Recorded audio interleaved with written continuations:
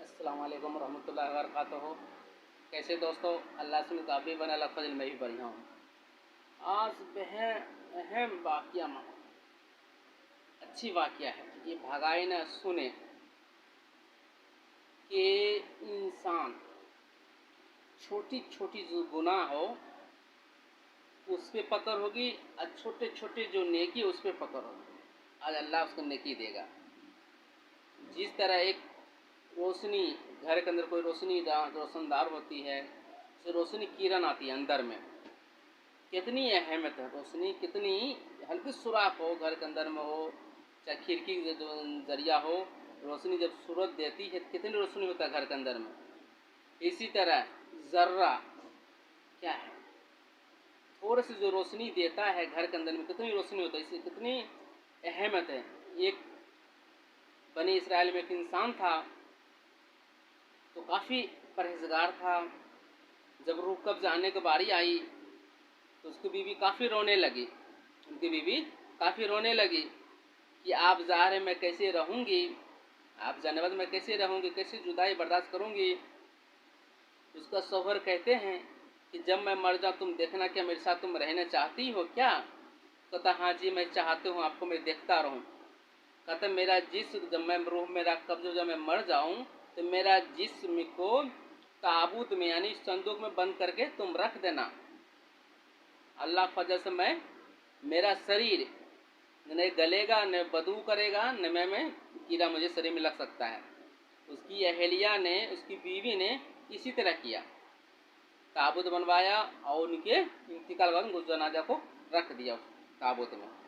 रखने के बाद कुछ दिन की बाद खोले कि जरा सफाई कर दो, तो उससे क्या देखती है उसकी बीवी कि पूरे जिस्म वैसा ही था जैसे जिंदा में था, वैसे मरने के बाद भी ऐसे शरीर था। मेरे कान खत्म हो चुका था, कान सड़ चुका था। तो उसे बड़ा हैरत में थी कि मेरा शौहर परहेजगार नेक आदमी फैसला करने वाला, तो शौहर का कान क्यों सड़ गया, क्यों गल गया। अल्लाह ने जिस्म को, मुर्दे को जिसमें अल्लाह ने रूह दिया।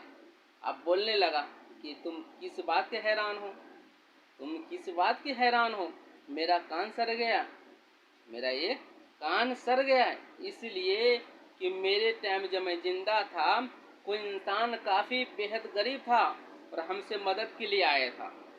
उसके मैं ना सुनी, मैं सुना अनसुना कर दिया, सुन के मैं अनसुना कर दिया, उस पर गौर फिक्र नहीं किया। तो आज उसके बदले मुझे अल्लाह ने कान को सरा दिया, उनके कान को मुझे अल्लाह ने सरा दिया।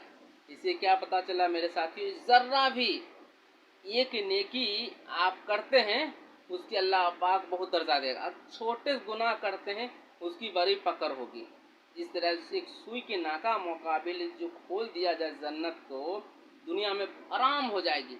और सुई के नाका मुकाबिल अगर जहन्नम को खोल दिया जाए तो पूरे दुनिया जल जाएगा, खाक हो जाएगा। सुई के नाका में होता क्या, एक धागा उसको हम पिरोते हैं, धागा नहीं घुसता सुई के नाका में, और उसके बराबर दुनिया का अगर खोल दिया जहन्नम खोल दिया जाए दुनिया में, दुनिया खत्म हो जाएगी, जल जाएगा जहन्नम का आग से। इसलिए छोटे छोटे गुनाह सोचते हैं हम क्या छोटे छोटे नेकी करेंगे क्या उससे हमको नेकी मिलेगा, दर्जा देगा। अल्लाह पाक फरमाता है हदीस शरीफ भी कुरान शरीफ में, छोटे छोटे गुनाह करते उसमें आपको पकड़ होगी, छोटे छोटे नेकी करते अल्लाह उसके पास नेकी करने की तौफीक देता है। छोटे छोटे गुनाह से बचे, बड़ा गुनाह करने की आदत बचे रहिएगा। छोटे छोटे नेकी करिएगा, बड़ा नेकी करने का अल्लाह आपको तौफीक देगा। इससे क्या पता चले मेरे साथियों, मेरे भाइयों, कि गुनाह से बचे और तौबा करते रहे। और नेकी काम छोटे गुनाह में से छोटे गुनाह हो जाता है कि अल्लाह मुझे छोटे गुनाह हो जाता है, अल्लाह गुनाह माफ़ करने वाला है। छोटे गुनाह से बचिए, अब छोटे छोटे नेकी करने का हम तो अल्लाह आपको तौफीक दे, कहने ज़्यादा सुनने का अमल करने को तौफीक दे। वीडियो को लाइक करें, सब्सक्राइब क्यों कहता हूँ हमेशा कि भाई कोई भाई अगर सीख लेता है आपको भी नेकी मिलेगा, मुझे भी नेकी मिलेगा, आपको नेकी मिलेगा, मुझे भी नेकी मिलेगा। आप सब्सक्राइब हमेशा क्या करिए, वीडियो को देखा करिए कि इसका मायने क्या है, जो मैं वीडियो बनाता हूँ इसका मायने क्या है, एक वाक्य समझने लायक है। छोटे छोटे नेकी करने की तौफीक दे। सबसे बड़ा दौलत इंसान के क्या है? ईमान पे रहा, ईमान पे ही खात्मा हो जाना, यही सबसे बड़ी दौलत है। अल्लाह हम सबको नेक काम करने की तौफीक दे, मुझे भी अमल करने की तौफीक दे। अस्सलाम वालेकुम।